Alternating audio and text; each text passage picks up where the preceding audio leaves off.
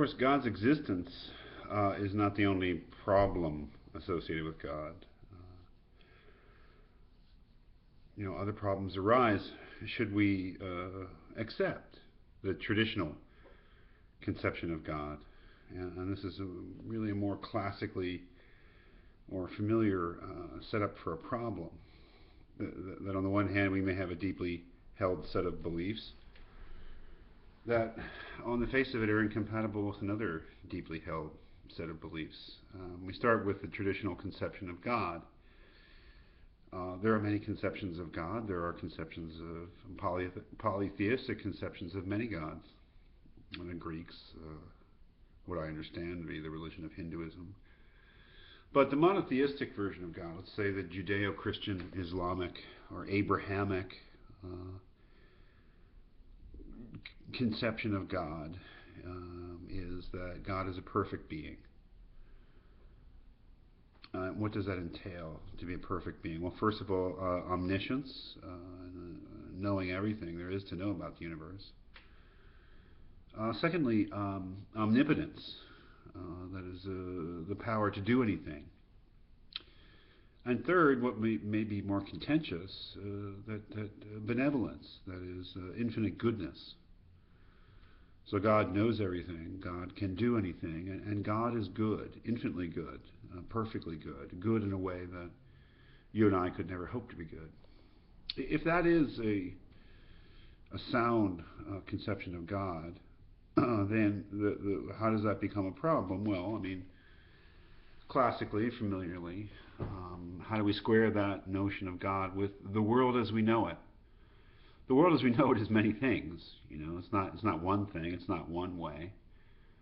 But I think each of us would agree that the world as we know it is a mixture of good and evil. That the world as we know it is a mixture of happiness on the part of living creatures and suffering on the part of living creatures.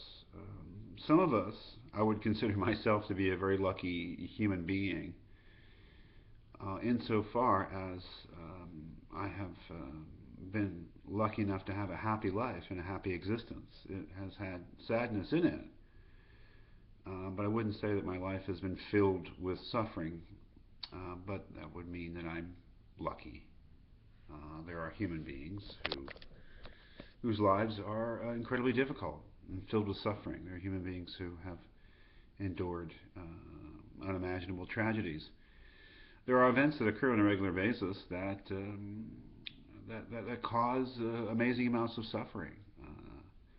The things that human beings do to each other, on the grand scale, the things that they do to each other in war, natural disasters, sickness, illness, plagues, famines. The world is to some degree filled with suffering and evil, and unhappiness and misfortune. The problem, should it actually be a problem, is how do we square those things? How do we square a belief in a God who is all-knowing, all-powerful, and perfectly good, and therefore has control of everything that does or could happen in the universe, and the fact that if we think of it that way, that he's allowed for terrible things, and you can fill that in for yourself. What the terrible things in the world currently and in human history are. How do we square those things? How do you resolve that seeming contradiction or that seeming incompatibility of a perfectly good and all-powerful God with the existence of terrible suffering in the world? One way to of course, to solve the problem is to say, well, you know what, God doesn't exist. Blackburn gives us a kind of an interesting analogy of being a student in a college in a dormitory where everyone's starving and miserable, and some students starve to death. But behind a closed door, there's knowledge that there's something called the management, and that management has the power to make the suffering of the students stop, but for some mysterious reason doesn't. Now, one one, I guess, way of resolving the question is there is no management. It doesn't exist, and no one's really responsible ultimately for the suffering. Another is to say that whoever's in charge is not good. That is, if there are things that they could do to alleviate the suffering and they don't do it, that would mean that they're not benevolent. They're not wholly good. They're either evil or they're a mixture of good and evil. Or one could say that they don't have the power to alleviate suffering. So, of course, one way of resolving this problem of evil is to say that there's no God and that no one's responsible except for human beings and chance for the suffering that exists in the world. But if you are a religious person and you are committed to the idea of God, that's not, I would imagine, a viable solution. One way of perhaps resolving this problem, or at least setting this problem in a manageable way, is to say that, and Blackburn, describes this solution, is to say that there's a mystery here, and the mystery is that we simply don't understand God, that we cannot apply our own humanly devised standards of goodness and ethicality, one might say, to a being like God who transcends our understanding. That is, that yes, there's evil in the world, and yes, God is perfectly good, but we do not understand God's plan for the world, and we must have faith that whatever He has planned for the world is ultimately for our good, even if it doesn't appear to be, and even if we don't understand it. That seems to me to be the base, a very, very central idea of faith. That is, a faith in God. Classically, in the Old Testament, this is Job, right? To whom everything that is bad that can possibly imagine happens, yet he retains his faith in God, and that God is good. Seemingly, that's a very complex document, the Book of Job. It's got all sorts of interesting things that make it hard to say exactly what the message of that book is, but something along those lines. Blackburn believes that is a real dead end, because if we say that, well, there's a creator and he created the world, but we don't know why he created the world or why he created the world as he did, and we can't find out about who God is or what sort of God he is or it is, or however you want to put it, by looking at the world and by applying our own standards of what goodness and justice and benevolence and caring are, which presumably we develop with our God-given minds and abilities, that this makes God rather useless. That is, if we just believe that, well, okay, God created the world, and presumably He created it for the ultimate good, but we can't explain anything in the world being the way it is because of the action of God, then that rather makes God a fairly useless thing.